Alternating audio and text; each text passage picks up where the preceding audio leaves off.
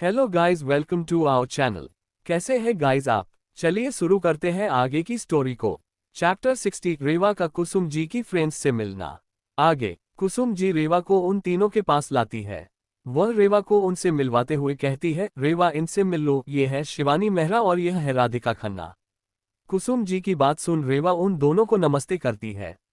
वहीं राधिका जी सीधा आके रेवा को गले लगा लेती है और फिर अपने दोनों हाथों में रेवा का चेहरा पकड़कर उसे प्यार से देखने लगती है और कहती है, कुसुम तुम बिल्कुल सच कह रही थी। ये तो बिल्कुल हमारी महिमा के जैसी दिखती है, बिल्कुल उसके जेरोक्स कॉपी, बस आंखें थोड़ी सी अलग है। उद्धरण चिन्ह। उनकी बात सुन कुसुम जी मुस्कुराकर कहती है, वह तो होगा ही ना राधिका, आखिर बेटे किसकी है। ये कहकर कुसुम जी, शिवानी जी और पूजा जी तीनों मुस्कुराने लगती हैं। वही रेवा तो राधिका जी को ही देख रही होती है। रेवा को राधिका जी का व्यवहार थोड़ा सा अजीब लगता है, पर रेवा को उनसे कोई गलत वाइब्स नहीं आ रही थी, इसलिए वह सिर्फ कंफ्यूजन में राधिका जी को देख रही होती है। उसकी आंखों में सवाल देख कुसुम जी रेवा के कंधे पर हाथ रखकर कहती हैं, रेवा मैं तुम्हें बताना भूल गई, दरअसल राधिका महिमा दीदी की चाइल्डहुड बेस्ट फ्रेंड है। और सच कहूं तो जितना महिमा दीदी के बारे में वह जानती है ना, उतना तो शायद तुम्हारे पापा भी नहीं जानते होंगे। और यह कहते हुए वह मुस्कुराने लगती है। उनके साथ उसे मुस्कुराता देख रेवा भी मुस्कुरा देती है और राधिका के गले लगाकर उन्हें कहती है, आपसे मिलकर अच्छा लगा मासी। रेवा के मुंह से मासी सुनकर राधिका जी के चेहरे पर बहुत ही बड़ी स्माइल आ जाती है और वह खुशी से झूमने ही वाली होती है कि तभी शिवानी और पूजा दोनों राधिका का हाथ पकड़कर उसे रोकते हुए कहते हैं, हम इस वक्त पार्टी में हैं, अकेले नहीं तो बच्चों की तरह उछलने की कोशिश भी मत करना, समझी।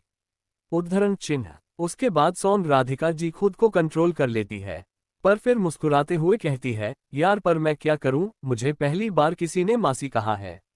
ये फीलिंग ही सबसे डिफरेंट है, मुझसे अपनी खुशी कंट्रोल नहीं हो रही। उद्धरण चिन्ह। यह सुनकर कुसुम जी, शिवानी जी और पूजा जी तीनों नामे अपना सर हिला देते हैं, क्योंकि वह राधिका जी का नेचर बहुत ही अच्छे से जानते थे। वह बिल्कुल बच्चों के जैसी थी, छोटी छोटी बातों पर खुश हो जाया करती थी और उछलने लगती थी जैसे बच्चों को चॉकलेट मिलने पर करते हैं। वहीं शिवानी जी उनसे बिल्कुल अलग थी, वह बिल्कुल शांत स्वभाव के महिला थी। वहां पर वो सब बात कर ही रहे होते हैं कि तभी वहां पर एक औरत आकर कुसुम जी से कहती है, अरे कुसुम, रेवा को सिर्फ अपनी बेस्ट फ्रेंड से ही मिलवाओगी, हमसे नहीं मिलवाओगी क्या।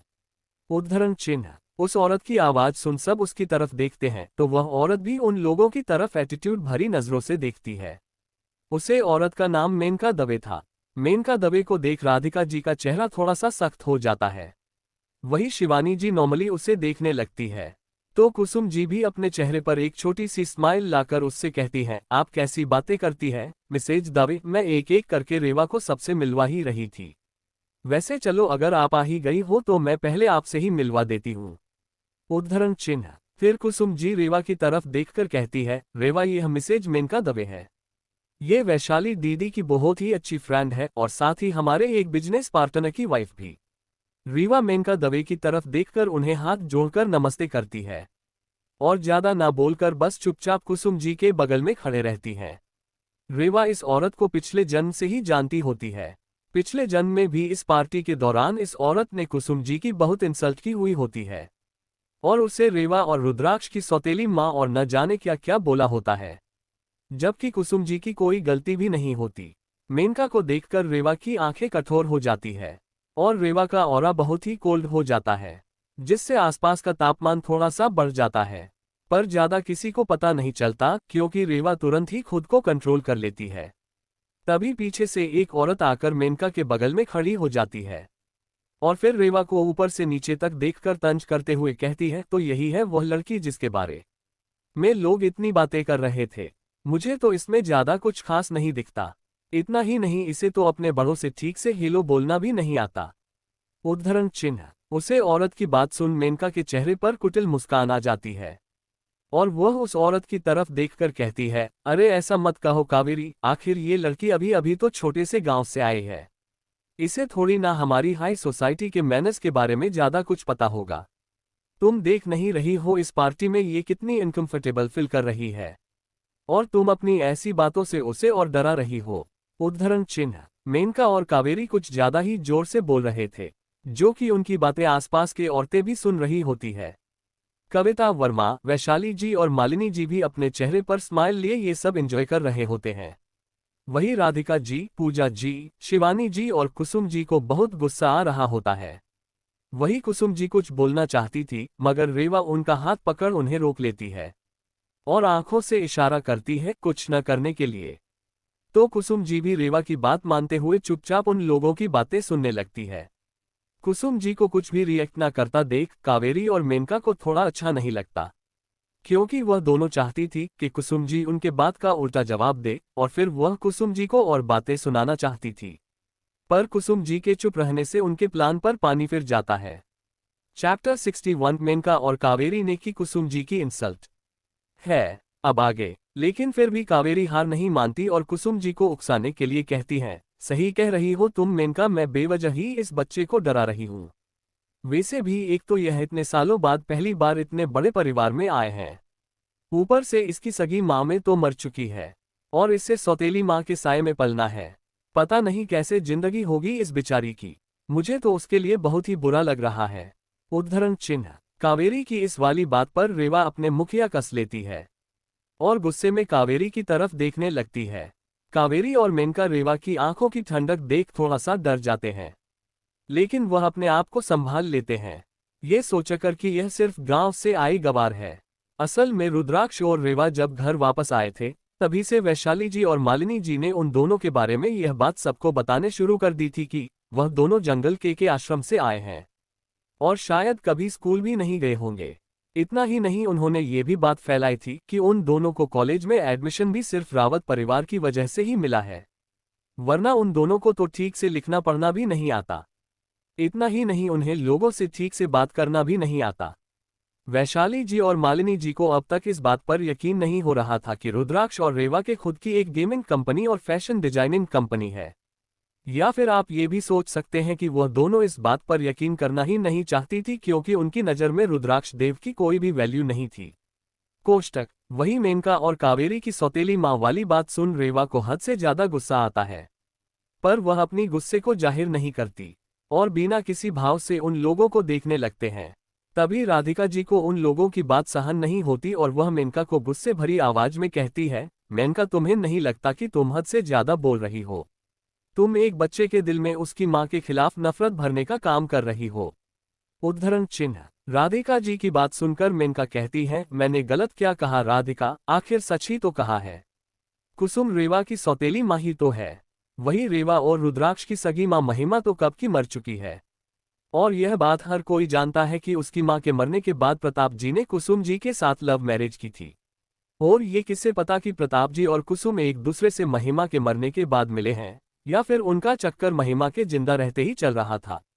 और इसीलिए ये जाहिर सी बात है कि प्रताप रुद्राक्ष और रेवा से ज्यादा मही को प्यार करेगा और कुसुम भी चाहे कितना भी लोगों को बता दे कि वह रुद्राक्ष और रेवा को मही के जितना ही प्यार करती है, पर वक्त आने पर अगर उसे किसी को चुनना होगा तो वह अपनी बेटी को ही चुनेगी, ना कि अपने सौतेले बच्चों को। इतना कह के वह चुप हो जाती है। कावेरी की बात सुनकर राधिका जी कुछ कहने वाली होती है कि तभी कावेरी एक बार के लिए कुसुम जी को देखते हैं, फिर कुछ सोचते हुए आगे कहती है, राधिका तुम्हें मेरी बात पर यकीन नहीं हो रहा है ना कि कुसुम कभी भी महिमा के जगह या फिर उसकी चीज नहीं लेगी? तो अपनी आंखों से देख लो, आज कुसुम ने जो साड़ी पहनी हुई है, अगर मैं गलत नहीं तो वह साड़ी महिमा की है। मुझे अच्छी तरीके से याद है कि यह साड़ी महिमा ने अपनी गोद भराई के फंक्शन में पहनी हुई थी। उद्धरण चिन्ह। कावेरी की बात सुन अब वहां आसपास खड़ी औरतों की नजर भी कुसुम जी की पहनी हुई साड़ी पर जाती है। तभी उनमें से एक औरत अपने पास खड़ी औरत से कहती है, अरे हाँ, कावेरी सच कह रही है, मुझे भी अब ये साड़ी पहचान में आ रही है। ये तो महिमा की है जो कि महिमा ने अपनी गोद भराई के फंक्शन में पहनी थी। उस फंक्शन में मैं भी आई थी और मुझे ये साड़ी इसलिए याद है क्योंकि ये साड़ी उस वक्त की सबसे महंगी और बहुत ही फेमस डिजाइनर ने बनाई थी। इतना ही नहीं, इस साड़ी में जो पल्स लगे हुए हैं वह भी सारे रियल है। वही यह साड़ी सिर्फ एक ही बनी है, इसके जैसी कोई भी दूसरी साड़ी नहीं बनाई गई थी। उद्धरण चिन्ह। उसे औरत की बात सुनकर उसके पास में खड़ी है औरत जो वैशाली जी की फ्रेंड होती है, वह कहती है, वही तो, सबके सामने तो ये कुसुम बहुत ही अच्छी बनकर दिखा रही है, पर असल में तो इसकी नज़र पहले से ही महिमा के गहने और कपड़ों पर थी। मुझे तो ये पहले से ही पता था। उद्धरण चिन्ह। ऐसे ही वहां आसपास खड़ी औरतें कुसुम जी के खिलाफ अंदर ही अंदर आपस में बातें करने लगती है। ये सब सुन रेवा का ऑरा और भी कोल्ड होने लगता है। तभी मेनका कुसुम की तरफ देखकर कहती है, वैसे कुसुम लोग सच ही कहते हैं कि सौतेला आखिर सौतेला ही होता है। और देखो आज तुमने भी अपनी असलियत बता ही दी। वैसे तो तुम रेवा और रुद्राक्ष के सामने बहुत ही अच्छी माँ बनने का नाटक करती हो, लेकिन हकीकत में तुम उसकी असली माँ के कपड़े चुराकर पहनती हो। तुम्हें शर्म नहीं आती ऐसा करते हुए? उद्धरण चिन्ह। तभी कावेरी मेनका का साथ देते हुए रेवा की तरफ देखकर कहती है, वैसे रेवा बेटा तुम्हें एक छोटी सी सलाह देना चाहती हूँ, तुम जरा इस औरत से बचकर रहना। क्योंकि यह शक्ल से जितनी भोली दिखती है उतनी है नहीं। आज तो इसने तुम्हारी माँ की साड़ी पहनी है, कल को कहीं तुम्हें और तुम्हारे पिता को तुम दोनों भाई बहन के खिलाफ न कर दे, और तुम्हें और रुद्राक्ष को इस परिवार से बाहर न निकालवा दे। आखिर जो भी हो, ये तुम्हारी सगी माँ नहीं है, सौतेली है। उद्धरण चिन्ह। वही उन सब की बातें सुनकर कुसुम जी को बहुत बुरा लगता है और वह अपना सर नीचे झुका लेती है। उनकी आंखें भी नाम होने लगी थी। चैप्टर 62। रेवा ने दिया मेनका और कावेरी को मुंहतोड़ जवाब। कुसुम जी को इस तरह सर झुकाकर रोता देख रेवा से अब बर्दाश्त नहीं होता और वह अपनी कोल्ड वॉइस में मेनका और कावेरी की तरफ देखकर कहती है, क्या बात है आंटी जी, आप लोगों की याददाश्त जितनी तेज है, आंखें उतनी ही कमजोर। वैसे मैं कुछ आंखों के डॉक्टर को जानती हूँ, हो सके तो आप लोग उनसे एक बार अपनी आंखों का चेकअप जरूर करवा ले। अगर आप लोग चाहे तो मैं खुद आप लोगों की तरफ से उनसे अपॉइंटमेंट भी ले सकती हूँ। और अगर आपके पास फीस देने के पैसे ना हो तो मैं वह भी पे करने को तैयार हूँ। पर प्लीज आप अपनी आंखों का ठीक से इलाज जरूर करवा लीजिएगा। इतना कहकर रेवा चुप हो जाती है। तो रेवा की बात सुनकर मेनका और कावेरी को बहुत गुस्सा आता है। तभी वैशाली जी वहां आकर रेवा से कहती है, रेवा तुम मेनका और कावेरी से ऐसे कैसे बात कर सकती हो? क्या तुम्हें पता नहीं कि अपने बड़ों के साथ किस तरह से पेश आना चाहिए? अभी के अभी उनसे माफी मांगो। उद्धरण चिन्ह। फिर वैशाली जी मेनका और कावेरी की तरफ देखकर कहती है, मेनका कावेरी तुम दोनों प्लीज रेवा की बात का बुरा मत मानना। अभी वह बच्ची है और नासमझ है, उसे सही गलत का पता नहीं है, उसे इसलिए उसने ये सब कह दिया। उद्धरण चिन्ह। फिर वह रेवा की तरफ देखकर फिर से कहती है, रेवा तुम्हें मेरी बात सुनाई नहीं दी, मैंने कहा अभी के अभी मेनका और कावेरी से माफी मांगो। उद्धरण चिन्ह। वैशाली जी की बात सुन रेवा को और भी गुस्सा आने लगता है और वह वैशाली जी की तरफ देखकर कहती है, मैं उनसे माफी क्यों मांगूंगी? मैंने कुछ झूठ तो नहीं कहा। अगर इन लोगों की नज़र कमजोर है तो मैं क्या करूं? मैं तो बस उन्हें सच से वाकिफ करवाया है। उद्धरण चिन्ह। रेवा की बात सुनकर कावेरी गुस्से में तिल मिलाते हुए कहती है, सुनो लड़की, मेरी कोई नज़र कमजोर नहीं है, मुझे सब कुछ साफ साफ नजर आ रहा है। उद्धरण चिन्ह। तो रेवा कहती है, अगर आपकी नज़र कमजोर नहीं है और आपको साफ साफ सब कुछ नजर आ रहा है, तो फिर आपने सिर्फ मेरी माँ की पहनी हुई साड़ी ही क्यों दिखाई दी? आपको मेरा पहना हुआ लहंगा नहीं दिखा, और ना ही मही ने जो लहंगा पहना है वह दिखा। उद्धरण चिन्ह। रेवा के ऐसा कहते ही हर कोई अब रीवा के पहने हुए लहंगे की ओर देखने लगते हैं। तो तभी एक औरत कहती है, अरे ये दोनों तो बिल्कुल सेम दिख रहे हैं, ऐसा लगता है जैसे एक ही डिजाइन को यूज करके बनाए गए हो। उद्धरण चिन्ह। तभी एक औरत कहती है, रेवा तुम्हारा लहंगा तो बिल्कुल इस साड़ी के डिजाइन की जैसा ही है, सिर्फ इतना है कि कुसुम ने जो पहनी है वह साड़ी है और तुमने जो पहना है वह लहंगा है। इतना ही नहीं, मुझे याद है मही ने भी बिल्कुल तुम्हारी तरह ही लहंगा पहना हुआ है। उद्धरण चिन्ह। उस औरत की बात सुन रेवा उसकी तरफ देखती है और स्माइल करते हुए कहती है, जी आंटी आपने सही पहचाना। दरअसल मही को ये साड़ी बहुत पसंद है और वह इस पार्टी में इसी के जैसा कुछ पहनना चाहती थी। इसीलिए मैंने इस साड़ी को अपने डिजाइनिंग स्टूडियो भिजवाया और इसी के जैसे मही के लिए और मेरे लिए लहंगा रेडी करवाया। और मही से ही मुझे ये भी पता चला कि माँ को भी यह साड़ी बहुत पसंद है, पर यह साड़ी हमारे महिमा माँ की है, इसलिए माँ ने कभी भी इस साड़ी को पहना नहीं। मैं बस माँ को एक बार इस साड़ी में देखना चाहती थी, इसलिए ये साड़ी जिद करके मैंने ही माँ को पहनने के लिए कहा था। तो आप में से कोई भी मेरी माँ पर यह एलिगेशन नहीं लग सकता कि वह हमारी महिमा माँ की चीज चुराती है। उन चीजों पर जितना हमारी महिमा माँ का हक हुआ करता था, उतना ही हक हमारी कुसुम माँ का भी है। और सिर्फ चीजों पर ही नहीं, उनका मुझ पर और मेरे भाई पर भी पूरा हक है। ये बात यहाँ खड़ा हर शख्स अपने कान खोलकर सुन ले तो उसके लिए अच्छा रहेगा। आखिरी वाली बात उसने हर किसी की तरफ देखकर कही थी। वही रेवा की बात में बहुत ही कॉन्फिडेंस झलक रहा था। रेवा थोड़ा रुककर फिर मेनका और कावेरी की तरफ अपनी कोल्ड नजरों से देखते हुए उन्हें वार्निंग भरी आवाज में कहती है, और आंटी जी, आज के दिन आप हमारे मेहमान हैं और यह आपकी पहली गलती है, इसीलिए मैं माफ कर रही हूँ। मगर आइंदा से अगर आपने मेरी माँ के बारे में ऐसी बातें की तो आप सोच भी नहीं सकती कि मैं क्या करूँगी। और इसे सिर्फ एक मजाक समझकर भूलने की गलती मत करना। मैं खुलेआम आपको इस बात की वार्निंग दे रही हूँ और यह भी बता देती हूँ कि मैं माफ भी सिर्फ एक बार करती हूँ। अगर कोई फिर से मुझसे पंगा लेता है तो मैं उसे माफी मांगने के लायक भी नहीं छोड़ता। ये बात अपने कान खोलकर सुन ले तो भविष्य में आपके लिए अच्छा होगा। उद्धरण चिन्ह। रेवा ने यह बात बहुत ही कोल्डली कही थी। उसकी बात सुन वहां सबको ऐसा लगा कि जैसे कि अगर उन्होंने रेवा की दी गई वार्निंग को सीरियसली नहीं लिया तो वह उन सबको बर्बाद कर सकती है। वैसे यह बात सच में भी है, रेवा चाहे तो एक ही बार में उन सबको बर्बाद कर सकती है। बट ये बात ज्यादातर किसी को पता नहीं। कोष्टक चैप्टर 63 रुद्राक्ष का केशव अग्रवाल से मिलना। आगे वही रेवा की ऐसी वार्निंग सुनकर मेनका और कावेरी को बहुत गुस्सा आता है। तो वही रेवा अभी भी अपनी कोल्ड नजरों से उन्हें देख रही होते हैं। तभी मेनका और कावेरी की नजर रेवा की कोल्ड नजरों से मिलती है तो उन्हें उनकी रीढ़ की हड्डी में कंपन महसूस होता है और वह दोनों डर के मारे अपने एक दो कदम पीछे चली जाती हैं। रेवा की डरावनी नजरों को देख अब उनसे आगे कुछ भी बोलने को नहीं बन रहा होता है। उन दोनों को खुद से यूं डरता हुआ देख रेवा फिर से थोड़ा सा नॉर्मल हो जाती है और फिर कविता वर्मा की तरफ देखकर एक टीचिंग स्माइल के साथ कहती है, वैसे अगर आप लोगों को मेरी बात पर यकीन नहीं हो रहा हो तो आप मिसेज कविता वर्मा से मेरे बारे में पूछ सकती हैं, क्योंकि उन्हें और उनकी बेटी को मेरे मुझसे पंगा लेने का बहुत ही अच्छा एक्सपीरियंस हो चुका है, तो यह आपको बहुत ही अच्छे से समझा सकती है। उद्धरण चिन्ह। रेवा ने यह बात कविता वर्मा को देखते हुए कही थी, क्योंकि रेवा अच्छे से जानती थी कि कावेरी और मेनका को चने के झाड़ पर चढ़कर कविता वर्मा ने ही कुसुम जी की बेइज्जती करने के लिए भेजा था। वही रेवा की बात सुनकर सभी की नजर अब कविता वर्मा पर चली जाती है। वहीं कविता वर्मा को भी रेवा का निधि से पूरे कॉलेज के सामने माफी मंगवाना और उसे कृष्ण कला के स्टोर में ना आने देना याद आ जाता है, तो उसकी आंखों में रेवा के लिए और भी ज्यादा नफरत आ जाती है। पर वह जल्दी से खुद पर काबू कर लेती है और सबको एक ऑकवर्ड स्माइल के पास कर देती है। वहीं दूसरी तरफ पार्टी में महेंद्र रावत एक कोने में खड़े होकर पार्टी का नजारा देख रहा था। उसे प्रताप का रुद्राक्ष को यूं अपने सभी बिजनेस पार्टनर और फ्रेंड्स के साथ मिलवाता देख उसे बहुत गुस्सा आ रहा था, क्योंकि वह इस वक्त रुद्राक्ष की जगह आकाश को देखना चाहते थे। तभी आकाश उनके पास आकर कहता है, क्या हुआ डेड, आप इतने गुस्से में क्यों लग रहा है? तो महेंद्र रावत उससे कहता है, मैंने कितने साल पहले से प्लानिंग की थी तुम्हें इस परिवार का वारिस बनाने की, लेकिन इस रुद्राक्ष ने ऐन मौके पर आकर सब कुछ बर्बाद कर दिया।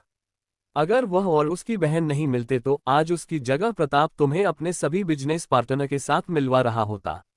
उद्धरण चिन्ह। अपने डेट की बात सुन आकाश कहता है, डेट आप चिंता मत कीजिए, रावत फैमिली का सिर्फ एक ही वारिस है और वह मैं हूँ। प्रताप अंकल चाहे कितनी भी कोशिश कर ले पर रुद्राक्ष को मैं कभी भी रावत इंडस्ट्री का मालिक बने नहीं दूंगा। उसकी बात सुनकर महेंद्र रावत उसकी तरफ देखते हैं, फिर कहते हैं, क्या तुमने मेरा वह काम कर दिया जिसके लिए मैंने तुम्हें कहा था? उद्धरण चिन्ह। तो महेंद्र रावत की बात सुन आकाश कहता है, डैड आप चिंता मत कीजिए, आज की पार्टी में रुद्राक्ष की इतनी बेइज्जती होगी कि हर कोई उसे नफरत करने लगेगा, यहाँ तक कि खुद दादाजी भी उससे नाराज हो जाएंगे। उसकी बात सुन महेंद्र रावत के चेहरे पर एक कुटिल मुस्कान आ जाती है। वही पार्टी में रुद्राक्ष के साथ प्रताप जी अपने बिजनेस पार्टनर्स और फ्रेंड के साथ बातें कर रहे होते हैं।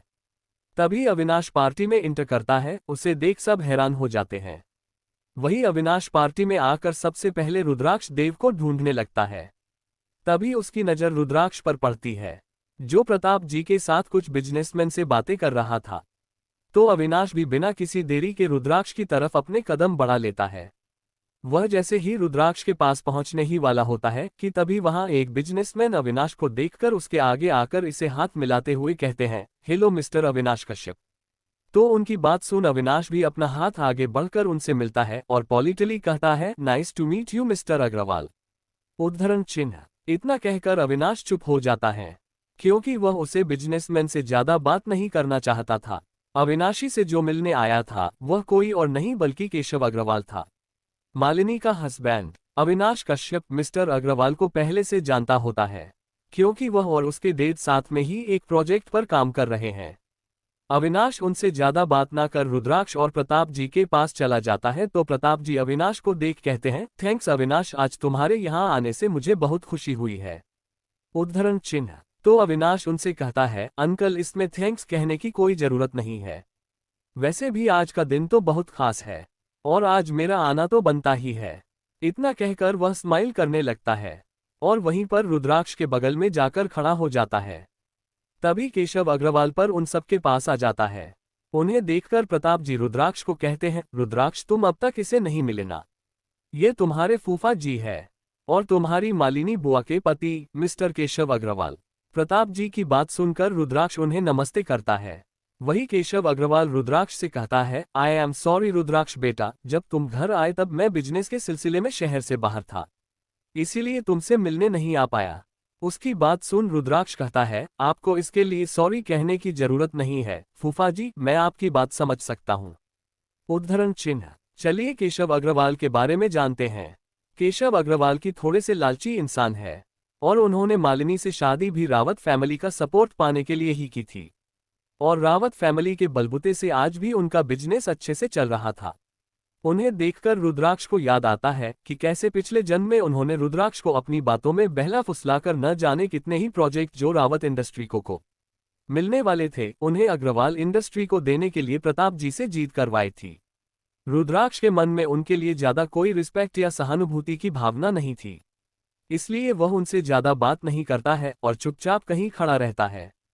तभी केशव की नजर फिर से अविनाश पर जाती है। फिर वह प्रताप की तरफ देखकर कहता है, प्रताप तुमने मिस्टर कश्यप को भी पार्टी का इनविटेशन दिया था, ये तुमने मुझे पहले क्यों नहीं बताया।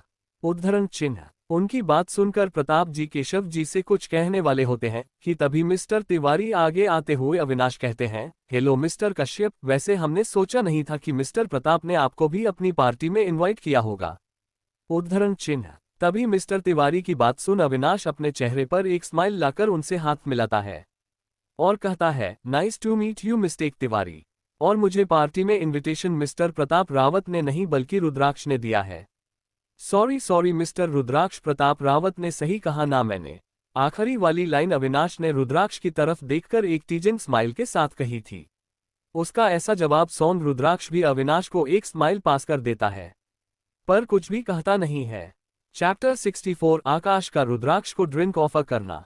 आगे अविनाश की बात सुन सब एक बार के लिए चौंक जाते हैं और रुद्राक्ष की तरफ देखने लगते हैं। उन सबके शॉकिंग एक्सप्रेशन देख अविनाश अपनी हंसी को कंट्रोल करने की कोशिश करता है। वही रुद्राक्ष भी उन्हें देख मन में ही मुस्कुराने लगता है, पर फिर भी वह अपने एक्सप्रेशन चेंज नहीं होने देता। तभी केशव अग्रवाल कहता है, मिस्टर कश्यप क्या आप रुद्राक्ष को पहले से जानते हैं? तो उसकी बात सुन अविनाश उनसे कहता है, जी मिस्टर अग्रवाल, दरअसल मैं और रुद्राक्ष एक दूसरे के बहुत ही अच्छे दोस्त हैं, साथ ही रुद्राक्ष और मैं बिजनेस पार्टनर भी है, इसलिए हम दोनों एक दूसरे को पहले से जानते हैं। उद्धरण चिन्ह। अविनाश की यह बात वहां खड़े सभी लोगों के लिए किसी बम से काम नहीं थी और वही केशव जी को तो लग रहा था कि उनके ऊपर किसी ने ठंडा पानी ही डाल दिया हो। तभी मिस्टर तिवारी उन दोनों की तरफ असमंजस में देखते हुए कहते हैं, आप और रुद्राक्ष बिजनेस पार्टनर है? मतलब मैं कुछ समझ नहीं मिस्टर कश्यप। तो उसकी बात सुन अविनाश फिर से कहता है, आप लोगों ने मेरी गेमिंग कंपनी स्वास्तिक के बारे में तो सुना ही होगा, जिसमें मैं अभी सीईओ हूं। तो उसकी बात सुनकर वहां खड़े सभी बिजनेस में हाँ में सर हिला देते हैं। तभी मिस्टर तिवारी कहते हैं, हाँ बिल्कुल, स्वास्तिक के बारे में कौन नहीं जानता। 2 साल में ही उससे कंपनी ने इंडिया के सभी गेमिंग कंपनी को पीछे छोड़ नंबर 1 की पोजीशन हासिल की है और मैंने तो सुना है कि आप उसे कंपनी के सीईओ होने के साथ साथ 30% के पार्टनर भी है और उस कंपनी के प्रेसिडेंट के बारे में किसी को भी नहीं पता, उसे आज तक सिर्फ आप ही मिले हैं। इतना कहकर वह चुप हो जाते हैं और उनके चेहरे पर शॉकिंग एक्सप्रेशन लिए रुद्राक्ष की तरफ देखने लगते हैं। उन्हें यूं शॉक होता होता देख अविनाश कहता है, बिल्कुल सही कहा मिस्टर तिवारी, अपने और आपकी जानकारी के लिए बता मैं दूं कि स्वास्तिक के प्रेसिडेंट कोई और नहीं बल्कि रुद्राक्ष ही है। ये कंपनी मैंने और रुद्राक्ष ने ही मिलकर 2 साल पहले शुरू की थी, पर रुद्राक्ष अभी भी अंडर एज है, इसीलिए वह ऑफिशियली कंपनी में इन्वॉल्व नहीं हो सकता। बट 70% कंपनी का ओनर रुद्राक्ष ही है और प्रेसिडेंट भी। यहाँ तक कि कंपनी के जितने भी बड़े फैसले लेने होते हैं बहुत सारे रुद्राक्ष ही लेता है। मैं तो बस उसकी तरफ से कंपनी को ऑफिशियली हैंडल करता हूँ। आप लोग एक तरह से ये भी कह सकते हैं कि रुद्राक्ष स्वस्तिका बॉस है और मैं बस उसका एक मामूली सा एम्प्लॉय। उद्धरण चिन्ह। अविनाश की बात सुन वहां खड़े सभी बिजनेसमैन बहुत ही शॉक हो जाते हैं और रुद्राक्ष को आंखें बड़ी करके देखने लगते हैं। तभी सबसे पहले एक बिजनेसमैन होश में आता है और प्रताप से कहता है, क्या बात है प्रताप, तुम्हारा बेटा तो बहुत ही टैलेंटेड है। उसने तो रावत फैमिली में आने से पहले ही बिजनेस की दुनिया में अपना नाम बना लिया है। इतना ही नहीं, बिना रावत फैमिली के सपोर्ट के भी उसने खुद की अपनी कंपनी खड़ी कर दी और आज वह इंडिया के नंबर 1 गेमिंग कंपनी है। उद्धरण चिन्ह। उसे बिजनेसमैन की बात सुनकर प्रताप जी के चेहरे पर बहुत ही बड़ी स्माइल आ जाती है और वह रुद्राक्ष को देखने लगते हैं। इस वक्त उनकी आंखों में रुद्राक्ष के पिता होने का गर्व साफ झलक रहा था। तो वही केशव जी के दिलों पर सांप लौटने लगते हैं। यही हाल कुछ महेंद्र जी का भी था, जो थोड़ी ही दूरी पर खड़े अपने कुछ फ्रेंड्स के साथ बात कर रहे थे और अविनाश और उन सभी बिजनेसमैन के बीच हो रही बातें सुन रहे थे। लेकिन महेंद्र जी अपने गुस्से को काबू कर अपने फोन से आकाश को एक मैसेज भेजते हैं। वह मैसेज पढ़ आकाश अपने हाथों में 2 ड्रिंक के ग्लास लेकर रुद्राक्ष के पास आ जाता है और एक ड्रिंक का ग्लास रुद्राक्ष के हाथ में थमते हुए कहता है, कंग्रेचुलेशंस रुद्राक्ष, आज तुम ऑफिशियली रावत फैमिली के मेंबर बन गए हो। और इतना कि वह रुद्राक्ष के हाथ में वह गिलास थमा देता है और उसे पीने का इशारा करता है। तो रुद्राक्ष भी वह गिलास अपने हाथ में तो ले लेता है पर उसे पीता नहीं है और बस उसे पढ़कर खड़ा रहता है। आकाश के वहां आते हैं एक बिजनेसमैन प्रताप जी से कहता है, मिस्टर प्रताप, ये तो आपके बड़े भाई के बेटे हैं ना, आकाश रावत। उद्धरण चिन्ह। तो प्रताप जी भी उनसे कहते हैं, हाँ यह आकाश है, मेरे बड़े भाई के बेटे। इतना कह वो चुप हो जाते हैं। तो आकाश भी उन सबको हेलो करता है और वह बिजनेसमैन भी उसे हेलो करते हैं। तभी आकाश की नज़र रुद्राक्ष के हाथ में पकड़े हुए गिलास पर पड़ती है। तो आकाश रुद्राक्ष से कहता है, क्या हुआ रुद्राक्ष, तुम पी नहीं रहे? उद्धरण चिन्ह। उसकी बात सुन रुद्राक्ष को अपने पिछले जन्म की याद आ जाती है, जिसमें उसे याद आता है कि इसी तरह से इस पार्टी में आकाश ने रुद्राक्ष को पहली बार शराब पिलाई थी और उसी के साथ उसे शराब के गिलास में एक खास तरह का ड्रग दे दिया था, जिससे रुद्राक्ष को बहुत नशा चढ़ा था और फिर उसने पार्टी में बहुत ही उटपटन हरकतें की थी और इस वजह से दूसरे दिन राजेंद्र जी ने उसे बहुत डांट भी लगाई थी और काफी खरी खोटी भी सुनाई थी। लेकिन बाद में आकाश ने उसका ब्रेन वॉश कर उसे राजेंद्र जी के खिलाफ भड़का दिया था और फिर रुद्राक्ष को बहुत सारी बुरी लेते भी उन लोगों ने यूं ही लगवाई थी। ये सोचते ही रुद्राक्ष को बहुत गुस्सा आने लगता है पर वह उसे किसी को शो नहीं करता। चैप्टर 65 समर और आलोक की एंट्री। आगे आकाश की आवाज सुन रुद्राक्ष होश में आता है और कहता है, सॉरी भाई, बट मैं ड्रिंक नहीं करता। उसकी बात सुन आकाश कहता है, कम ऑन रुद्राक्ष, पार्टी में तो यह नॉर्मल बात होती है। तो रुद्राक्ष कहता है, माना कि पार्टी में ये नॉर्मल होता होगा बट मुझे ड्रिंक पर्सनली पसंद नहीं है। उद्धरण चिन्ह। उसकी बात सुनकर आकाश कहता है, क्या तुम भी रुद्राक्ष, आज कितनी खुशी का दिन है, बस सिर्फ एक गिलास पी लो मेरे लिए। आकाश इस तरह से रुद्राक्ष को जबरदस्ती ड्रिंक करने के लिए मना रहा होता है। रुद्राक्ष आकाश को कुछ कहने वाला होता है कि तभी सबको रुद्राक्ष के पीछे से एक आवाज सुनाई देती है, मिस्टर आकाश, आप शायद भूल रहे हैं कि रुद्राक्ष अभी भी सिर्फ 17 साल का ही है, तो वो चाहकर भी ड्रिंक नहीं कर सकता। उद्धरण चिन्ह। यह आवाज सुन हर कोई आवाज की दिशा में देखाता है। तो वहां समर और आलोक एक साथ खड़े हुए थे और उन्हीं लोगों की तरफ देख रहे थे। अपने प्लान के बीच किसी को आता देख आकाश को गुस्सा आने लगता है और वह अपने दांत पीसकर समर की तरफ देखकर कहता है, मिस्टर, आप होते कौन हैं जो मेरे और मेरे भाई के बीच बोल रहे हैं? और अगर वह 17 साल की एज में ड्रिंक करता भी है तो मुझे नहीं लगता कि हमारी फैमिली में किसी को इस बात से प्रॉब्लम होगी, क्योंकि मैंने भी 16 की एज में ड्रिंक स्टार्ट कर दी थी। उद्धरण चिन्ह। आकाश की बात सुन आलोक और समर के चेहरे के भाव थोड़े से सख्त हो जाते हैं और तभी आलोक आगे बढ़कर रुद्राक्ष के हाथ से वह ड्रिंक का ग्लास लेकर उसे फिर आकाश के हाथ में थमाते हुए कहता है, आकाश, महेंद्र रावत अपने भले ही 16 की एज में ड्रिंक स्टार्ट कर दी होगी और इससे आपकी फैमिली को कोई फर्क नहीं पड़ता होगा, लेकिन पहली बात तो यह है कि रुद्राक्ष खुद से कभी ड्रिंक करेगा नहीं और अगर उसे ड्रिंक करना भी हो तो जब तक वह 21 का नहीं हो जाता तब तक हम उसे ड्रिंक करने की परमिशन नहीं देने वाले। उद्धरण चिन्ह। आलोक की बात सुन आकाश उसकी तरफ गुस्से में देखकर कहता है, और आप होते कौन हैं जो रुद्राक्ष को आपसे परमिशन लेनी पड़े ड्रिंक करने के लिए?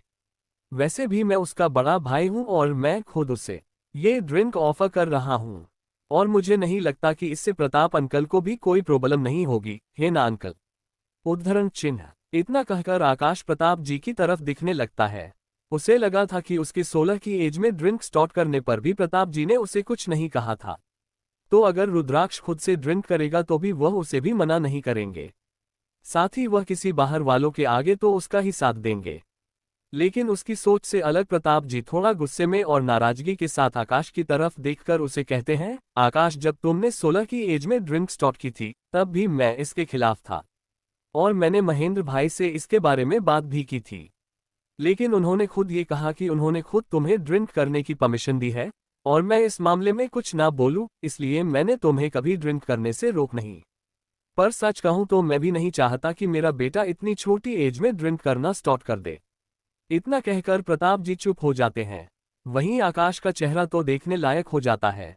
तभी केशव जी आकाश का साथ देते हुए प्रताप को कहते हैं, क्या तुम भी प्रताप, ये कोई हमारे जमाने की बात थोड़ी है, रुद्राक्ष और आकाश आजकल के बच्चे हैं, और आजकल तो ड्रिंक करना नॉर्मल बात हो गई है, और वैसे भी रुद्राक्ष कुछ महीनों में 18 साल का तो हो ही जाएगा ना, तो तुम क्यों फिजूल में इतनी चिंता कर रहे हो?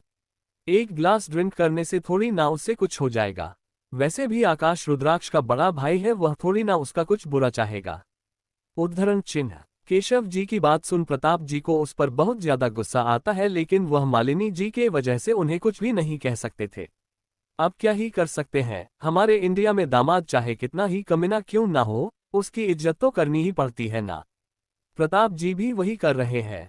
कोष्टक। तभी अविनाश आकाश और केशव जी का ध्यान अपनी तरफ खींचते हुए कहता है, मिस्टर अग्रवाल, माना कि आकाश महिंद्रा रावत रुद्राक्ष का बड़े भाई हैं, पर आपको बता दूं कि वो रुद्राक्ष का बड़ा भाई अभी कुछ हफ्ते पहले ही बना है, पर हमने कई सालों से रुद्राक्ष और रेवा को अपने छोटे भाई बहन की तरह संभाला है। तो अगर एक बार के लिए मिस्टर प्रताप रावत रुद्राक्ष को ड्रिंक करने की परमिशन दे भी देते हैं तो भी हम उसे ड्रिंक करने नहीं देंगे। इतना कहकर वो आकाश को खा जाने वाली नजरों से देखने लगता है। अविनाश की बात सुन केशव जी से तो कुछ कहने को ही नहीं बन रहा था। उसने तो एक ही बार में केशव जी की बोलती बंद कर दी थी। वही वहां खड़े बाकी बिजनेसमैन तो शौकंग एक्सप्रेशन लिए उन्हीं लोगों को देख रहे थे, और वह आकाश को भी अजीब नजरों से देखने लगते हैं कि यह कैसा बड़ा भाई है जो अपने छोटे भाई को ड्रिंक करने के लिए कह रहा है, जो कि अभी 18 साल का भी नहीं हुआ। वही उनसे थोड़ा दूर खड़े होकर रेवा और वहां खड़ा रुद्राक्ष भी यह सब ड्रामा बहुत ही अच्छे से एंजॉय कर रहे होते हैं। तभी आकाश ऑकवर्ड स्माइल के साथ रुद्राक्ष से कहता है, आई एम सॉरी रुद्राक्ष, मैं भूल गया था कि तुम अभी 17 के ही हो, इसलिए मैं ड्रिंक ले आया। बट तुम रुको, मैं अभी तुम्हारे लिए कोई सॉफ्ट ड्रिंक या जूस लेकर आता हूँ। इतना कहकर आकाश वह ड्रिंक का ग्लास लेकर वहां से चला जाता है। आकाश के वहां से जाते ही मिस्टर तिवारी समर के सामने आकर खड़े हो जाते हैं, और थोड़ा सा गुस्से में तंज कसते हुए उससे कहते हैं, तो बरखुदार यही है वह आपकी बिजनेस मीटिंग जिसके लिए आपने मेरे साथ पार्टी में आने से मना कर दिया था। मिस्टर तिवारी की आवाज सुनकर समर की नजर उन पर चली जाती है। उन्हें देखते ही समर की तो सिट्टी पट्टी गुम हो जाती है, और वह डर के मारे आलोक के पीछे छुपाने की कोशिश करने लगता है। उसे ऐसा करते देखा आलोक एकदम से उसके सामने से हट जाता है, जिससे समर सीधा मिस्टर तिवारी के सामने आ जाता है। चैप्टर 66। रेवा समर और आलोक की बॉस है। मिस्टर तिवारी समर को अपनी खा जाने वाली नजरों से देख रहे होते हैं। तभी रुद्राक्ष उनसे कहता है, अंकल, क्या आप समर भाई को जानते हैं? तो मिस्टर तिवारी रुद्राक्ष की तरफ स्माइल करके देखते हैं और कहते हैं, हाँ बेटा, पर मैं हैरान इस बात से हूं कि तुम इस नालायक को कैसे जानते हो। उद्धरण चिन्ह। तो उनकी बात सुन वहां खड़े सभी लोग थोड़े से कंफ्यूज नजर आते हैं। तभी उनके कानों में समर के कपकपाती हुई आवाज आती है। समर मिस्टर तिवारी की तरफ देखकर हकलाते हुए कहता है, वह डेट में मैं यहाँ आलोक के साथ आया था। उद्धरण चिन्ह। तो उसकी बात सुन मिस्टर तिवारी एक नजर आलोक को देखते हैं, फिर थोड़ा नर्म आवाज में कहते हैं, चलो जो भी है, मैं सिर्फ इस बात से खुश हूं कि तुम काम से कम बिजनेस पार्टी अटेंड तो कर रहे हो। उद्धरण चिन्ह। उनकी बात सुन वहां पास में खड़ा एक बिजनेसमैन मिस्टर तिवारी से कहता है, मिस्टर तिवारी, क्या मिस्टर समर आपके बेटे हैं? उद्धरण चिन्ह। दरअसल समर एक बहुत ही फेमस फैशन फोटोग्राफर होता है, इसलिए फैशन इंडस्ट्री से जुड़ा हर शख्स उसे जानता होता है। वही आलोक का कोई भी फैमिली बैकग्राउंड नहीं होता, फिर भी कृष्ण कला ग्रुप के सीईओ के तौर पर हर कोई उसे जानता है और उसके बहुत ही रिस्पेक्ट पर करता है। तो वही मिस्टर तिवारी उनकी तरफ मुड़कर कहते हैं, जी हाँ, ये नालायक नालायक मेरा ही बेटा है। तो तभी एक बिजनेसमैन उनसे कहता है, ये कैसी बात कर रहे हैं आप मिस्टर तिवारी? आपका बेटा कितना टैलेंटेड है और आप उसे नालायक कह रहे हैं। तो मिस्टर तिवारी उनकी बात सुन कहता है, तो क्या करूं मैं मिस्टर खन्ना, कितनी बार इस लड़के को समझाया कि बिजनेस में ध्यान दो, पर नहीं, इसके सर पर तो फोटोग्राफर बनने का भूत सवार है। उद्धरण चिन्ह। दरअसल समर मिस्टर तिवारी का एक लौता बेटा होता है और मिस्टर तिवारी समर को आगे जाकर अपना बिजनेस सपना चाहते हैं। पर समर को फैशन फोटोग्राफी का शौक होता है। वैसे तो और समय अपने डेट से बहुत डरता है, पर फिर भी अपने सपनों के खातिर अपने डेट के बिजनेस पर ध्यान न देकर सिर्फ अपने पैशन को फॉलो करता है और इस वजह से मिस्टर तिवारी उससे थोड़ा सा नाराज भी रहते हैं। पर वह उसे उसका पैशन फॉलो करने से कभी भी रोकते नहीं है, बल्कि वह बस इतना चाहते हैं कि वह अपने पैशन के साथ साथ थोड़ा सा बिजनेस भी सीख ले। पर समर का अभी बिजनेस वर्ल्ड में आने का कोई मन नहीं होता, इसीलिए वह मिस्टर तिवारी के साथ कभी भी कोई भी बिजनेस पार्टी अटेंड नहीं करता है और इस वजह से मिस्टर तिवारी आज समर को इस पार्टी में देखकर थोड़ा सा हैरान भी हो गए थे। पर वह अपनी हैरानी जताते नहीं, बल्कि उससे थोड़ा सा नाराजगी दिखाते हैं, क्योंकि जब मिस्टर तिवारी ने समर को अपने साथ आज पार्टी में आने के लिए कहा था तो वह उसके साथ नहीं आया था। समर अभी भी मिस्टर तिवारी से थोड़ा सा डर रहा होता है। वही उसकी ऐसी हालत देखकर रुद्राक्ष, अविनाश और आलोक मन ही मां हंस रहे होते हैं, पर कोई भी कुछ बोल नहीं रहा होता है। तो तभी उनकी बात सुन रेवा वहां आकर मिस्टर तिवारी से कहती है, अंकल, फोटोग्राफी तो समर भाई का पैशन है और क्या आपको नहीं पता कि पूरे फैशन इंडस्ट्री में समर भाई का कितना बड़ा नाम है। आज के टाइम में समर भाई एक बहुत ही अच्छे फैशन फोटोग्राफर है, यहां तक कि उनसे फोटोग्राफी करवाने के लिए बड़े बड़े फैशन ब्रांड के लोग उनसे अपॉइंटमेंट लेते हैं। उद्धरण चिन्ह। रेवा को अपनी तरफ से बोलता देखकर समर को थोड़ी सी राहत मिलती है और वह मन में सोचता है कि चलो, इन दोस्तों ने तो मेरा साथ नहीं दिया, पर मेरी ये रुड, स्ट्रिक्ट और डेंजरस बॉस जो कि मेरी छोटी बहन की तरह है, वह मेरा साथ दे रही है। और इतना सोचते ही समर के चेहरे पर बड़ी सी स्माइल आ जाती है। एक लड़की के मुंह से अपने बेटे की तारीफ सुन मिस्टर तिवारी खुश हो जाते हैं और रेवा की तरफ देखकर स्माइल करते हुए कहते हैं, मुझे इसके पैशन से कोई प्रॉब्लम नहीं है, पर मैं बस इतना चाहता हूं कि यह अपने फैमिली बिजनेस में भी थोड़ा सा ध्यान दें, क्योंकि आगे चलकर यह सब इसी को तो संभालना है, पर यह मेरी सुनता ही नहीं है। उद्धरण चिन्ह। फिर वह थोड़ा सा रुक रेवा की तरफ कंफ्यूजन में देखते हुए कहते हैं, वैसे बेटा आप। इतना कह वह चुप हो जाते हैं। वही वहां खड़े बाकी सब के चेहरे पर भी कंफ्यूजन के भाव थे। तो तभी प्रताप जी अपना गला साफ कर सबका ध्यान अपनी तरफ खींचकर सबसे कहते हैं, everyone please meet my daughter Reva Pratap Rawat. इतना कि वह रेवा को अपने पास बुलाते हैं। तो रेवा भी उनके पास जाकर खड़ी हो जाती है और उन सबको हाथ जोड़कर नमस्ते करती है। इस पार्टी में कई यंग बिजनेसमैन और बिजनेस वुमन भी आई थी। साथ ही कई बिजनेसमैन अपने साथ अपने बेटे और बेटियों को भी लेकर आए थे, ताकि वह उनके लिए कोई अच्छा पार्टनर ढूंढ सके। तो वही जब से रेवा वहां आई थी, तब से हर किसी की नजरें उस पर टिकी हुई थी। जो ओल्ड बिजनेसमैन थे वह रेवा को अपने घर की बहू बनने के सपने देख रहे थे। आखिर बिजनेस टाइकून प्रताप रावत की बेटी को बहू बनाने का सपना कौन नहीं देखेगा। वही कई यंग लड़के उसे एडमायर कर रहे थे तो कुछ लिस्टफुल नजरों से देख रहे थे। वहीं लड़कियों का तो जलन से बुरा हाल हो रहा होता है। ये सब कुछ रेवा भी नोटिस कर रही होती है, पर वह सब कुछ इग्नोर कर देती है, जैसे कहां पर वह सब एग्जिस्ट ही नहीं करते हो। प्रताप जी की बात सुन मिस्टर तिवारी जी रेवा को हेलो करते हैं। फिर वह रेवा से पूछते हैं, वैसे रेवा बेटा, आप मेरे बेटे को कैसे जानती हैं? और फिर रुद्राक्ष के तरफ के इसी सवाल भरी नजरों से देखते हैं। तो रुद्राक्ष और रेवा उनकी आंखों के सवाल को जान लेते हैं। इससे पहले कि वह कुछ बोलते, आलोक बीच में आते हुए कहता है, अंकल, वह बात दरअसल एसिड है, ना कि रेवा हमारी बॉस है। उद्धरण चिन्ह। आलोक की बात सुन हर कोई हैरान हो जाता है। तो तभी एक बिजनेसमैन उससे पूछता है, रेवा तुम लोगों की बॉस है, इसका क्या मतलब है?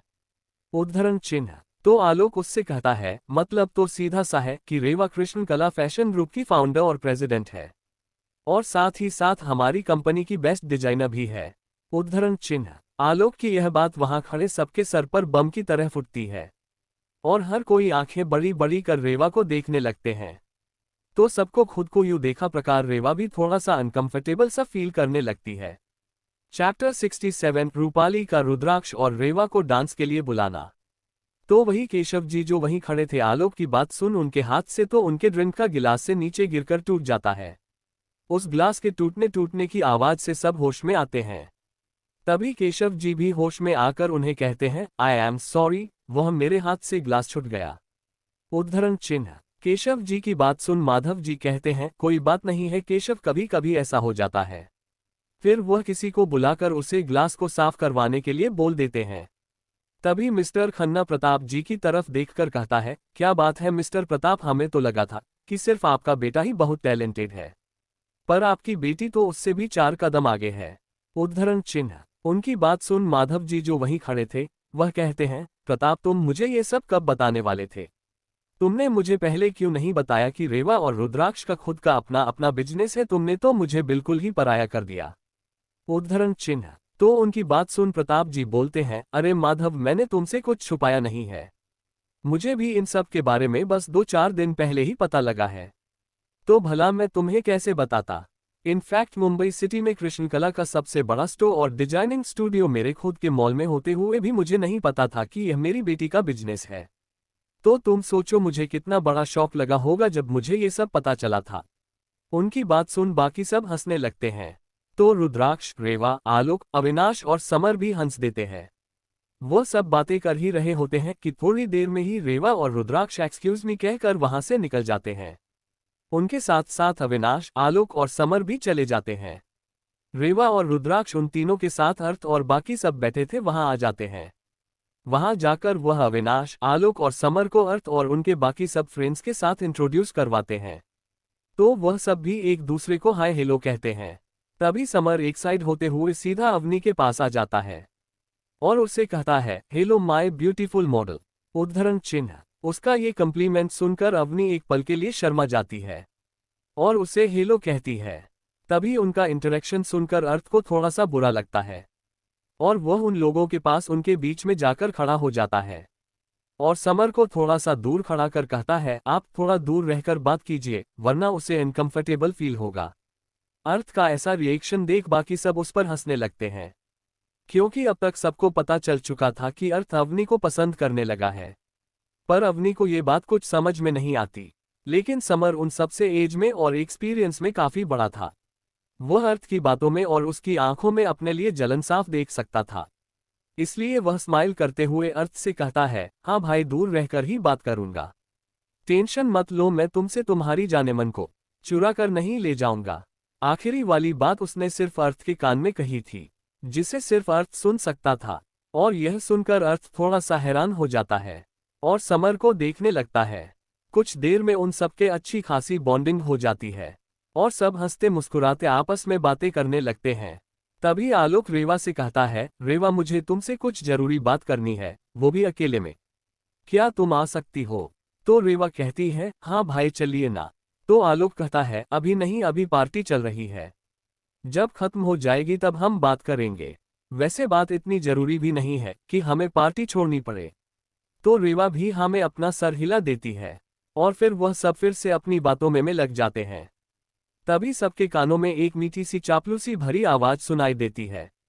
इस वक्त रूपाली पार्टी के सेंटर में अपने हाथों में माइक लिए खड़ी होती है और वह माइक में कहती है, हेलो एवरीवन, आज आप सब हमारी फैमिली की खुशी में शामिल हुए, इसलिए मैं बहुत खुश हूँ और आप सबका तहे दिल से शुक्रिया भी करती हूँ। उद्धरण चिन्ह। फिर वह थोड़ा रुक कर कहती है, वैसे इस पार्टी का माहौल थोड़ा सा बोरिंग हो रहा है, तो क्यों ना हम सब डांस करके इस माहौल को थोड़ा सा इंटरेस्टिंग बनाया जाए। So please ladies and gentleman, मैं आप सब से रिक्वेस्ट करती हूँ कि आप सब अपने अपने पार्टनर के साथ यहाँ आकर डांस करें। उद्धरण चिन्ह। और इतना कहकर रूपाली, रुद्राक्ष और रेवा जहाँ पर थे उस तरफ आने लगती है। रूपाली रुद्राक्ष और रेवा के पास आकर खड़ी हो जाती है और अपने चेहरे पर एक प्यारी और मासूम सी शक्ल बनाकर रेवा और रुद्राक्ष से कहती है, रेवा, रुद्राक्ष, चलो ना तुम भी हमारे साथ डांस करो। आखिरकार आज की यह पार्टी तुम दोनों के लिए ही तो रखी गई है, अगर तुम दोनों ही डांस नहीं करोगे तो अच्छा नहीं लगेगा। इतना कहकर रूपाली उन दोनों के जवाब का इंतजार करने लगते हैं, पर रेवा और रुद्राक्ष में से कोई भी कुछ नहीं बोलता है। तभी रूपाली की एक दोस्त वहां आती है और रूपाली के कंधे पर हाथ रखकर कहती है, तुम किससे डांस के लिए पूछ रहे हो रूपाली? इन लोगों को डांस का डी भी आता होगा या नहीं पता नहीं। अरे इन लोगों ने तो इस तरह की पार्टी की अपनी लाइफ में पहली बार देखी होगी, तो इन्हें क्या ही पता यहाँ कैसा डांस होता है। कहीं ऐसा ना हो कि वह यहाँ अपना जंगल वाला डांस करना शुरू कर दे। उद्धरण चिन्ह। इतना कहकर वो हंसने लगती है और उसके साथ ही उसकी दूसरी फ्रेंड्स भी हंसने लगती है। तो रूपाली उनकी बात सुन अपने चेहरे पर दुखी होने का नाटक करते हुए उनसे कहती है, सपना प्लीज ऐसा मत कहो, वह मेरे भाई बहन है। उद्धरण चिन्ह। फिर वह रुद्राक्ष और रेवा की तरफ देखकर कहती है, आई एम सॉरी रुद्राक्ष रेवा, वो मैं तुम्हारी इंसल्ट नहीं करना चाहती थी, बट मैं असल में भूल गई थी कि तुम दोनों अब तक जंगल के एक आश्रम में रह रहे थे, तो तुम लोगों को कभी मौका ही नहीं मिला होगा इस तरह का डांस देखने का या करने का। इसलिए मुझे माफ कर देना जो मैंने तुम दोनों को डांस करने के लिए बोल दिया।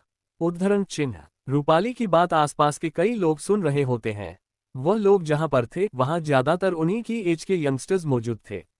तो उन लोगों को प्रताप जी और उनके बिजनेस पार्टनर के बीच हुए रुद्राक्ष और रेवा की बातें के बारे में कुछ भी नहीं पता था, और ना ही उनमें से किसी को ये पता था कि रेवा ने इस पार्टी में कुसुम जी की इंसल्ट करने पर मेनका और कावेरी को खुलेआम धमकी दी थी। इसलिए वह रूपाली और उसके फ्रेंड की बातों को सच मान लेते हैं। वही रूपाली अपने चेहरे पर एक शातिर मुस्कुराहट लाकर रेवा और रुद्राक्ष की तरफ देखने लगती है। वही उसकी बात सुन रुद्राक्ष और रेवा भी समझ जाते हैं कि रूपाली क्या करने की कोशिश कर रही है, पर अफसोस के रूपाली अपने इस प्लान में कामयाब नहीं होने वाली थी। चैप्टर 68 रुद्राक्ष का कुसुम जी को डांस के लिए पूछना। वही रूपाली की बात सुन आसपास के यंगस्टर्स रुद्राक्ष और रीवा के बारे में बात करने लगते हैं। तभी कोई कहता है, मानना पड़ेगा इन्हें देखकर लगता नहीं कि ये दोनों इतने साल तक जंगल में रहकर आए हैं। उद्धरण चिन्ह। तो वही कोई कहता है, हाँ यार, कुछ ही दिनों में रावत फैमिली ने इन्हें काफी अच्छा ट्रेन कर दिया है हमारी सोसाइटी में घुलने मिलने के लिए। उद्धरण चिन्ह। तो कोई कहता है, वैसे मैं तो ये भी सुना है कि इन दोनों को ठीक से लिखना पढ़ना भी नहीं आता। वह तो रावत फैमिली ने अपनी पावर का मुझ करके इन दोनों का एडमिशन शहर के सबसे बड़े कॉलेज में करवा दिया है, वरना इन्हें तो यहाँ के किसी स्कूल में भी एडमिशन नहीं मिल सकता। ऐसे ही सब लोग इसी तरह की बातें रुद्राक्ष सेवा के लिए कर रहे होते हैं। वही इन लोगों की बातें सुन रूपाली और उनके दोस्तों को बहुत खुशी मिल रही होती है। वही अविनाश, आलोक, समर, अर्थ, चिराग, वैभव, मोहित, सोनल, मेघा और काव्या को उन सब की बातों से बहुत गुस्सा आ रहा होता है। वहीं अवनी कंफ्यूजन में सब की बातें सुन रही होती है, क्योंकि उसके लिए ये सब बहुत ही नया था। फिर भी रुद्राक्ष और रेवा शांत भाव से बैठे थे, जैसे उन दोनों को वहां किसी की बात सुनाई नहीं दे रही थी। रूपाली को अपना प्लान सक्सेसफुल होता नजर आ रहा था, इसीलिए वह वहां से अपने फ्रेंड्स के साथ चली जाती है। रूपाली के जाते ही समर रुद्राक्ष और रेवा की तरफ देखकर कहता है, व्हाट द हेल, यह मेकअप की दुकान अपने आप को समझती क्या है, और यह इस तरह से तुम्हारे साथ बात कैसे कर सकती है? क्या ये घर में भी हमेशा तुम दोनों के साथ ऐसे ही बात करती है? अगर ऐसा है तो तुम लोगों को यहाँ रहने की कोई जरूरत नहीं है। वैसे भी तुम दोनों के पास घर या विला की कोई कमी थोड़ी है। उद्धरण चिन्ह। समर को इस तरह हाइपर होता देख रेवा उसे कहती है, चिल यार समर भाई, क्यों आप बेवजह उसकी वजह से अपना खून जला रहे हो? और वैसे भी वह हमारा कुछ नहीं बिगाड़ सकती, तो आप रिलैक्स कीजिए। और रही बात हमारी इंसल्ट करने की, तो उसे हम ऐसा करने का कोई मौका ही नहीं देंगे। उद्धरण चिन्ह। तभी वह लोग देखते हैं कि कई कपल्स पार्टी वेन्यू के केंद्र में आने लगते हैं।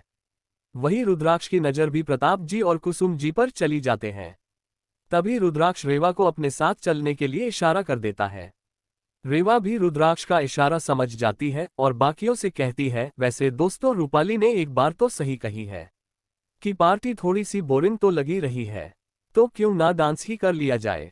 उद्धरण चिन्ह। उसकी बात सुनकर काव्या भी एक्साइटमेंट में कहती है, हाँ फ्रेंड्स चलो ना डांस करते हैं। फिर वह अपने पास ही खड़े चिराग को कहती है, क्या तुम मेरे साथ डांस करना चाहोगे? तो उसकी बात सुन चिराग भी हाँ में अपना सर हिलाकर उसके साथ डांस करने चला जाता है। तो वहीं मेघा मोहित के साथ डांस करने के लिए जाती है, तो सोनल वैभव के साथ। तभी समर उसके पास में ही खड़े अर्थ को हल्का सा धक्का देकर कहता है, यंग मैन, अगर अभी तुमने मिस ब्यूटीफुल को डांस करने के लिए नहीं पूछा तो मैं उसे अपने साथ डांस करने के लिए ले जाऊंगा। उद्धरण चिन्ह। तो समर की बात सुन अर्थ फटाफट से अवनी के पास चला जाता है और उसे डांस करने के लिए पूछता है। तो अवनी पहले तो मना करते हुए कहती है कि उसे डांस करना नहीं आता। तो अर्थ कहता है कोई बात नहीं, बस मुझे फॉलो करना। इतना कहकर अर्थ अवनी के साथ डांस करने के लिए आगे बढ़ जाता है। तो वही रुद्राक्ष अब तक प्रताप जी और कुसुम जी के पास पहुंच चुका था। वही कुसुम जी और प्रताप जी पार्टी वेन्यू के केंद्र में खड़े थे। तो रुद्राक्ष उनके सामने आकर खड़ा हो जाता है। उसे देख प्रताप जी कहते हैं, क्या हुआ रुद्राक्ष, क्या तुम भी डांस करना चाहते हो? वैसे अगर तुम्हें डांस करना है तो तुम्हें अपने लिए एक फीमेल पार्टनर को साथ लाना होगा। इतना कहकर वो कुसुम जी का हाथ थोड़ा सा कसके पकड़ लेते हैं। क्योंकि वह थे तो रुद्राक्ष के पिता ही, और कहीं ना कहीं उन्हें रुद्राक्ष का सामने आने का कारण पता चल ही गया था। वही रुद्राक्ष ने उन्हें बिल्कुल नजरअंदाज कर कुसुम जी के सामने अपने घुटनों के बल बैठ जाता है और कुसुम जी की तरफ प्यार से देख अपना एक हाथ उनके आगे बढ़ते हुए कहता है, will you dance with me today my queen? इतना कहकर रुद्राक्ष कुसुम जी के जवाब का इंतजार करने लगता है। तो वहीं कुसुम जी और वहां आसपास खड़े बाकी सब रुद्राक्ष के इस एक्शन से हैरान रह जाते हैं। तो वही रुद्राक्ष की बात सुन प्रताप जी की पकड़ कुसुम जी के हाथ पर टाइट हो जाती है। तो वहीं कुसुम जी भी यह महसूस कर प्रताप जी के हाथ से अपना हाथ छुड़ाने की कोशिश करती है, पर प्रताप उनका हाथ छोड़ने को तैयार ही नहीं थे। तो तभी कुसुम जी अपना दूसरा हाथ रुद्राक्ष के हाथ में रखकर कहती है, yes I love to dance with you my son. इतना कहकर कुसुम जी एक झटके से प्रताप जी के हाथ से अपना हाथ छुड़ा लेती है। उसको ऐसा करते देखा प्रताप जी बड़ी बड़ी आंखें कर उन दोनों को देखने लगते हैं। फिर वह गुस्से में रुद्राक्ष की तरफ देखकर कहते हैं, रुद्राक्ष अगर तुम्हें डांस करना है तो यहाँ पार्टी में बहुत सारी तुम्हारी एज लड़कियां आई हुई है। अगर तुम्हें कोई नहीं मिल रही तो मैं अपने कुछ बिजनेस पार्टनर से तुम्हारे लिए बात कर सकता हूँ। तुम चाहो तो उनकी बेटियों के साथ डांस कर सकते हो, या फिर तुम रेवा के साथ में डांस कर सकते हो, पर मैं तुम्हें अपनी वाइफ के साथ डांस करने की परमिशन नहीं दूंगा। उद्धरण चिन्ह। इतना बोल प्रताप जी गुस्से में रुद्राक्ष की तरफ देखने लगते हैं। तो रुद्राक्ष भी उनकी तरफ टीजिंग स्माइल से देखकर कहता है, आपसे परमिशन मांग भी कौन रहा है? मैंने तो अपनी माँ से परमिशन मांगी है, और माँ भी यह मेरे साथ डांस करने के लिए मान गई है। तो प्लीज आप बीच में कबाब में हड्डी मत बनिए, और वैसे भी आप अब थोड़े से बूढ़े हो रहे हैं। अगर आप माँ के साथ डांस करेंगे तो लोग माँ को भी बूढ़ा समझ लेंगे। इसलिए अभी आप एक कोने में जाकर आराम से बैठ जाइए और मुझे माँ के साथ डांस करने दीजिए। उद्धरण चिन्ह। रुद्राक्ष की बात सुनो प्रताप जी गुस्से में तिल मिलाते हुए एक जिद्दी बच्चे की तरह कहते हैं, तुमने मुझे बुढ़ा कहा, बुढ़ा होगा तुम्हारा बाप। तो रुद्राक्ष विनिंग स्माइल लेकर कहता है, हाँ तो मैंने कब मना किया है? उद्धरण चिन्ह। तो प्रताप जी को भी अपनी बात समझ में आ जाती है। तभी कुसुम जी कहती हैं, क्या आप भी बच्चों के साथ बच्चे बना रहे हैं? अब प्लीज आप साइड में चले जाइए, आज तो मुझे रुद्राक्ष के साथ ही डांस करना है। उद्धरण चिन्ह। तभी पार्टी वेन्यू में सॉन्ग स्टार्ट होता हो जाता है और कई लोग डांस करने लगते हैं। तो प्रताप जी भी अपने चेहरे पर एक स्माइल के साथ वहां से साइड में है जाते हैं और कुसुम जी और रुद्राक्ष को डांस करता हुआ देखने लगते हैं। चैप्टर 69 प्रताप जी ने की कविता वर्मा की इंसल्ट। तभी एक सिंगल बिजनेस वुमन प्रताप जी के पास आकर उन्हें डांस के लिए अप्रोच करती है। तो उसकी आवाज से प्रताप जी का ध्यान अपने बेटे और वाइफ से हटा है और वह चीर उस लेडी को देखते हैं और बहुत ही रुडली उससे मना कर देते हैं। तो वह लेडी भी वहां से चली जाती है। तभी रुक्मणी की कविता वर्मा के साथ प्रताप जी के पास आती है और प्रताप जी से कहती है, प्रताप तुम यहाँ अकेले क्यों खड़े हो? फिर उनकी नज़र रुद्राक्ष और कुसुम जी पर जाती है जो डांस कर रहे थे। उन्हें देख उनकी आंखों में थोड़ा सा तिरस्कार नजर आने लगता है। फिर वह प्रताप जी से कहती हैं, प्रताप तुम कविता के साथ डांस करने के लिए जाओ। तो उनकी बात सुनकर प्रताप जी उन्हें एक नज़र देखते हैं और फिर उनके पीछे खड़ी कविता वर्मा की तरफ देखते हैं और अपनी माँ से कहते हैं, माँ मैं शादीशुदा आदमी हूँ, मैं यूं ही किसी भी औरत के साथ डांस करने नहीं जा सकता। आपको मेरी बात समझ में तो आ रही है ना? उद्धरण चिन्ह। लेकिन रुक्मणी जी को उनकी बात सुनकर गुस्सा आ जाता है। वह कविता को भी अपने साथ इसीलिए लाई थी क्योंकि वह चाहती थी कि प्रताप जी और कविता साथ में डांस करें और प्रताप जी कुसुम के साथ डांस ना करें। लेकिन उनकी इस इच्छा पर प्रताप जी ने एक ही बार में पानी फेर दिया था। तभी कविता जी कहती है, आंटी रहने भी दीजिए, अगर प्रताप मेरे साथ डांस नहीं करना चाहते हैं तो प्लीज आप उन्हें फोर्स मत कीजिए। तो रुक्मणी जी कहती है, नहीं कविता, इसमें फोर्स करने की कोई बात ही नहीं है। वो इस वक्त अकेला है और तुम भी तो डांस करना चाहती हो ना। तुम चिंता मत करो, प्रताप तुम्हारे साथ डांस जरूर करेगा। उद्धरण चिन्ह। इतना कह रुक्मणी जी प्रताप जी की तरफ देखकर कहती हैं, प्रताप, कुसुम इस वक्त रुद्राक्ष के साथ डांस कर रही है, तो तुम कविता के साथ डांस क्यों नहीं कर सकते? और वैसे भी कविता कितने सालों से अकेली है और उसे आज डांस करने का बहुत मन है। वैसे भी तुम अच्छी तरह से जानते हो कि कविता तुम्हें पसंद करती है, तो क्या तुम मेरी खुशी के लिए कविता के साथ थोड़ी देर के लिए डांस भी नहीं कर सकते? और वैसे भी कई बिजनेस पार्टी में तुम उस कुसुम के साथ डांस तो करते ही हो ना।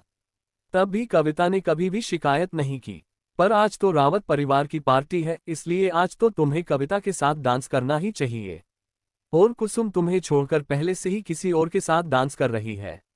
बेशर्म औरत। रुक्मणी जी के आखिर के शब्दों में उनका कुसुम जी के प्रति तिरस्कार की भावना साफ दिख रही थी। रुक्मणी जी की बात सुनकर प्रताप जी को बहुत गुस्सा आ रहा होता है, पर वह अपने गुस्से को काबू में कर थोड़ी ऊंची आवाज में कहते हैं, माँ कुसुम मेरी पत्नी है, और अगर मैं उसके साथ किसी भी बिजनेस पार्टी में डांस करूं या फिर उसके साथ डांस ना करूं तो भी मिसेज कविता वर्मा का कोई हक नहीं बनता कि वह शिकायत करे, क्योंकि वह मेरी कुछ नहीं लगती। और दूसरी बात कि रावत फैमिली पार्टी में अगर वह अकेली है और उनका डांस करने का मन है तो यहाँ बहुत सारे ऐसे बिजनेस में होंगे जो सिंगल हैं, तो वह उन्हें अप्रोच कर सकती है। पर आपको नहीं लगता एक शादीशुदा मर्द जिसके 3 बच्चे और एक वाइफ हो, उन्हें उसके साथ डांस नहीं करना चाहिए? इससे उन्हें की इमेज खराब होगी। और वैसे भी अगर हमारे परिवार की पार्टी में, जैसा कि आपने पहले भी कहा, कविता मुझे पसंद करती है और आपकी की बदौलत यह बात हर कोई जानता है, तो अगर आज मैं रावत फैमिली की पार्टी में मैं अपनी वाइफ को छोड़ मिसेज वर्मा के साथ डांस करूंगा तो लोग हमारे बारे में तरह तरह की बातें करेंगे, और साथ ही इससे मेरे और कुसुम के रिश्ते में भी प्रॉब्लम होगी। इसलिए मैं उसके साथ डांस नहीं करने वाला। हाँ, एक बात और, कुसुम इस वक्त किसी और के साथ नहीं बल्कि अपने बेटे के साथ डांस कर रही है, तो आप उसके कैरेक्टर पर सवाल नहीं उठा सकती। इसीलिए मेरी वाइफ के बारे में जो भी बोलना हो सोच समझकर बोलिएगा। उद्धरण चिन्ह। प्रताप जी की आवाज इतनी तेज थी कि वह आसपास के लोगों को भी सुनाई दे रही थी, और आसपास के लोग अजीब नजरों से कविता और रुक्मणी जी को देख रहे थे। तो उनकी नजरों को देख रुक्मणी जी को अच्छा नहीं लगता, क्योंकि प्रताप ने उन्हें अपने ही परिवार की पार्टी में उनकी बेइज्जती कर दी थी, और रुक्मणी जी को प्रताप पर बहुत गुस्सा आ रहा होता है। वह गुस्से में प्रताप जी से कुछ कहने वाली होती है कि तभी वहां रीवा आ जाती है, और वह प्रताप जी के पास आकर कहती हैं, पापा क्या आप मेरे साथ डांस करने चलेंगे?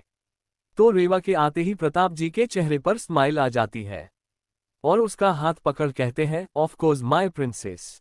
उद्धरण चिन्ह। इतना कहकर वो रेवा के साथ डांस करने के लिए चले जाते हैं। रेवा और प्रताप जी रुक्मणी जी और कविता को वहीं गुस्से में तिल मिलाता हुआ छोड़ उन्हें इग्नोर कर डांस करने के लिए चले जाते हैं। उन्हें जाता हुआ देख कविता, जो प्रताप जी के साथ डांस करने के सपने देख रहे होती है, वह पैर पटककर वहां से चली जाती है। वहीं पार्टी वेन्यू में इस वक्त कुसुम जी रुद्राक्ष के साथ, रेवा प्रताप जी के साथ, अर्थ अवनी के साथ, काव्य चिराग के साथ, मोहित मेघा के साथ, तो वही सोनाली वैभव के साथ डांस कर रहे होते हैं। उनके साथ कुछ और कपल्स भी डांस कर रहे होते हैं।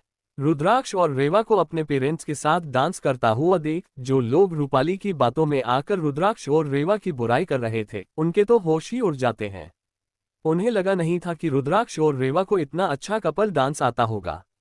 वही रूपाली और निधि रुद्राक्ष और रेवा को इतना अच्छा डांस करता देख उन दोनों को बहुत गुस्सा आ रहा होता है, क्योंकि उन लोगों ने ये सोचा ही नहीं था कि रुद्राक्ष और रेवा इतना अच्छा डांस जानते होंगे। उन्हें तो लगा था कि वह सबके सामने उन लोगों को नीचा दिखाएंगे कि उन लोगों को एक सिंपल सा डांस भी करना नहीं आता। लेकिन उन दोनों का सारा प्लान रुद्राक्ष और रेवा बिना कुछ करे या कहे ही फ्लॉप कर देते हैं। तभी एक लड़की रूपाली और निधि के पास आकर कहती है, हेयर रूपाली, तुमने तो कहा था कि तुम्हारे ये भाई बहन जंगल की किसी आश्रम से आए हैं और इन्हें डांस या मैनर्स जैसी कोई चीज नहीं आती, पर इन्हें देखकर तो ऐसा बिल्कुल भी नहीं लगता। इनफैक्ट इन दोनों का डांस देखकर तो लगता है जैसे वह दोनों तुमसे भी अच्छा डांस कर रहे हैं। उद्धरण चिन्ह। तो रूपाली अपनी इमेज को बचाते हुए कहती है, ऐसी बात नहीं है, वह दरअसल आज की पार्टी के लिए मैं नहीं कुछ दिन पहले उन्हें थोड़ा बहुत डांस सिखाया था। इसलिए वह दोनों इतने अच्छे से डांस कर पा रहे हैं। उद्धरण चिन्ह। तो उसके बाद सुनकर वह लड़की तुरंत समझ जाती है कि रूपाली झूठ बोल रही है। पर फिर भी वह एक स्माइल के साथ रूपाली से कहती है, ओह तो ऐसी बात है। इतना कहकर वो लड़की वहां से चली जाती है। पर उसे लड़की की बात से रूपाली का दिल गुस्से और नफरत से भर जाता है। और वह रीवा और रुद्राक्ष को खा जाने वाली नजरों से देखने लगती है। वहीं रुद्राक्ष और रेवा उनके खिलाफ हो रही हर साजिश से अनजान खुशी खुशी अपने पेरेंट्स के साथ डांस एंजॉय कर रहे होते हैं। आज के लिए इतना। हाय दोस्तों, मिलते हैं नेक्स्ट चैप्टर में। Thanks for watching guys, next episode come soon.